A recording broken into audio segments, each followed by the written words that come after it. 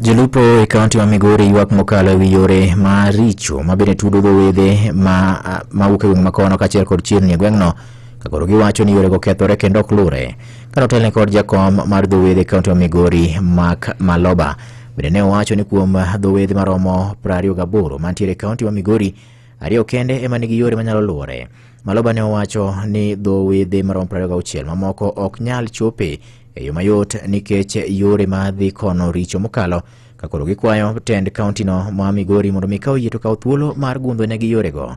Ne bende owacho ni johand rech kaachiel kod jok matimo chenro mag lupo e gwenge makono neno matek e kinde mag tero rech magiseluwo e chiro nikech kethruok mag ndara gwenge makono, wach makoro osekelo negi ng'ikruok maduong' mokalo. Yore wa ok ber ahinya, yore madhi e BM uswage te kata mana ni beaches moko 2-3 gina te kaka gin 28 beaches nderni go te ok beyo, miyo chandruok nitiere ma kwayo marwa ne wagombo kane gavana marwa timono maber to nonyalo loso nwa nderni madhi e beaches keche yudo ka dire koth kata dire koth moro nyidha matin, waonge easy access to the market, miyo mon leo gi johala leo gi rech magisewaro makendo gi madhi kethre ne kateyo.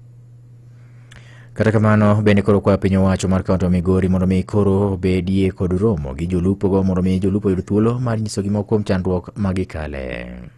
Wasetemo manyo gavana yore te, waseluwo nyaka ir ward reps gi chief officers moko, wasewuoyo nyaka gi coordinators negi, wuolo tamore mondo wagikir gavana. Koro en gima ipusa to ambe aluwo yore na to kane kama nenego. Koro jolupo, jotend nam, jokombe te mag BM ma Migori gombo romo gi gavana mondo gigoye gi gavana gi mbaka.